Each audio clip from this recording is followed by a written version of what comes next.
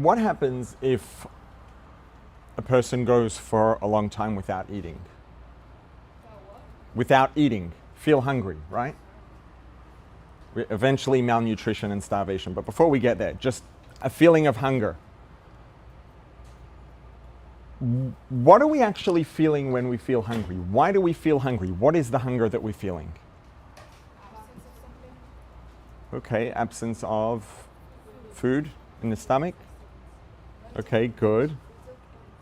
It can be, but not everybody has, right, issues with food. A person can have definitely food can be an addiction, and doesn't have to be, right? A person who feels hungry doesn't necessarily have to be because they have an addiction to food. It could just be that, right, everybody's going to get hungry eventually if we don't eat. And they're both important, and they're two different things. The one that I want to get to is more just the regular, healthy hunger. What do we feel when we're very hungry? Sometimes you get so hungry you feel like pain in your stomach. You feel an urge like my stomach is so empty, I feel like I need to put something into it. It would be intuitive to think, it would make sense to think, oh yeah, well, there's not enough food in my stomach doesn't have food in it, so I feel hungry. I feel the discomfort of my empty stomach.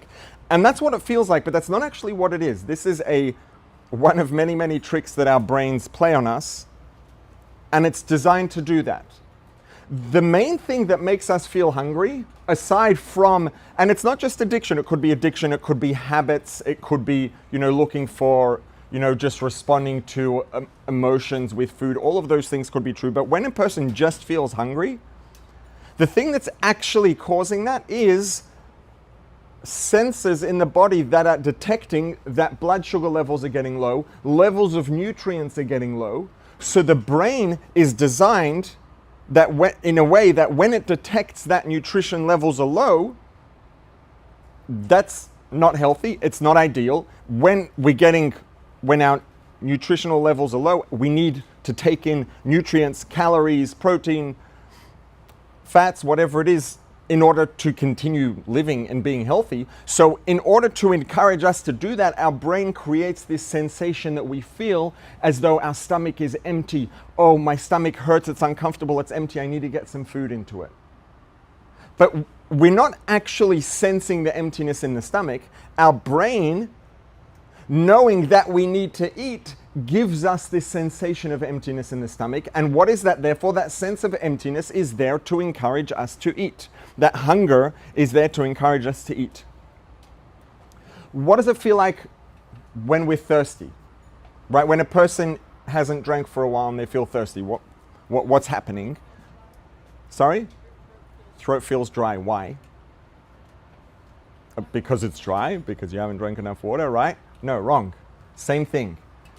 The main thing that causes us to feel hunger, actually, if you're interested, if there are any anatomy and physiology or just biology geeks in here, right in the aorta as it comes out of the heart, there are sensors right there because that's the place of maximum blood flow in the body. As the blood comes out of the heart to go towards the whole body, all that blood flow comes out, there are sensors in the wall of the aorta that detect how hydrated the blood is. It picks up on the blood pressure and how hydrated the blood is. And when those sensors detect that the blood isn't sufficiently watery, there isn't sufficient blood pressure, which means that we're not sufficiently hydrated. Again, those are connected to the brain with nerves. The brain gets a message that says, oh, not enough hydration. Now, these are not things that we're consciously aware of doing, but our brain is doing it automatically. And then it creates, again, a sensation of dryness in the throat. Why? Because if your throat feels dry, you're likely to go drink some water. So Hashem built into our bodies sensations that are there to encourage us to do the things we need to do. Hunger encourages us to eat. It's not an actual direct outcome. It's not stomach is hungry, stomach is empty, that's uncomfortable, I feel hungry. That's what it feels like. That's not actually what's happening. Our brain is detecting that we need more nutrition. So the brain gives us this made up artificial sensation of stomach's empty, hungry, need to eat. Same thing with thirst. It's the same thing. Our body has things that are designed to encourage us to do the things that we need to do. Same thing with fear. right? Fear a lot of the time can get in the way. These days, Baruch Hashem, we live in a world and in a reality where most of the fear that most people experience is getting in the way rather than protecting them. Now, just to clarify, hang on, why did I say Baruch Hashem, most people's fear is getting in their way? The thing that's Baruch Hashem is that most people don't have a whole lot of things they need to be afraid of that are actually dangerous, right? But fear is designed, again, why is it that you're standing in a room, all of a sudden you hear a loud bang and you see out the corner of your eye some movement from up in that corner? What are you going to do before you have time to think? Right? If you hear a roar and something loud noise from that direction, you're going to look, stop, or just run and freak out. Why? These are things, again, that are designed. Fear, the instinct of fear, the fact that if something seems like a threat, we feel afraid and we feel an urge to run away, to escape, to respond, to fight, whatever it is. Again, fear is something that our brain is doing, something that it's feeling, and it's designed to protect us. Because there are things in the world, and again, Baruch Hashem, most of us don't relate in the way that people did not so long ago to how dangerous the world was for almost all of human history. And fear kept people alive. The fact that people were on the lookout for something that might be a threat, and if something seemed like a threat, people would run or fight or protect themselves or whatever it is, right? Fear, again, is there. It's a feeling that is designed to protect us, to encourage us to behave in the way that we need to behave to survive. These examples, the same thing as feeling cold, uncomfortably hot, etc. All of these things are things that we feel that encourage us, that pressure us to do the things that we should do, to be in a temperature level that's good for our body, etc. There are two sides to this, right? There are the same way that in discipline and etc., right? There are negative consequences and positive consequences. There are things that are used to discourage behavior and things that are used to encourage behavior.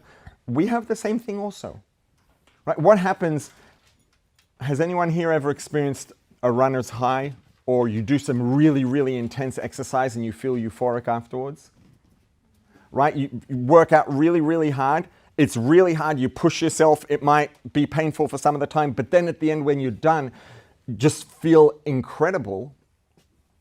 The thing that's responsible for that is what's called endorphins. If anyone is curious, again, if there are any biology geeks here who are interested, endorphins is endogenous, which means made inside your body, morphine. Endorphins are opiates that are made naturally by our bodies, and they are there to reward us for working hard, for doing vigorous exercise. Same thing, because vigorous exercise is good for our health, Hashem built into our physiology things that make us feel rewarded when we do that. You go for a long, hard run, you do some intense, hard exercise. Afterwards, Hashem designed your body to literally give you a dose of internally made drugs in your body to reward you, to encourage you to do it again, because it's good for us.